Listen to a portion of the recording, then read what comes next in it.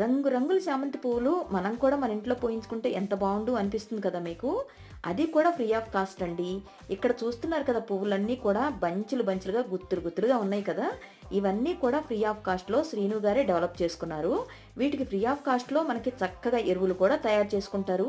అది ఎలా తయారు చేస్తున్నారు ఏంటి అనేది ఫుల్ వీడియో లింక్ అయితే నేను ఇక్కడ స్క్రీన్ మీద ఇస్తున్నాను.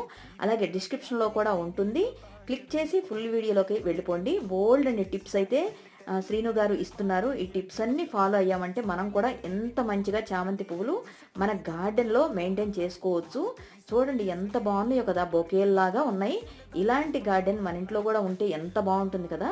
ఒక శ్రీను గారు అయితే ఇంతలా డెవలప్ చేయడానికి ఏమేమి ఎరువులు ఇచ్చారు ఏంటి, నారు పెట్టిన దగ్గర నుంచి మనకు పువ్వులు వచ్చేంత వరకు ఫుల్ వీడియో అయితే మనకి చక్కగా వివరించారు. చూడండి, వినండి, లాస్ట్ వరకు ఎవ్వరు స్కిప్ చేయకండి. Thank you.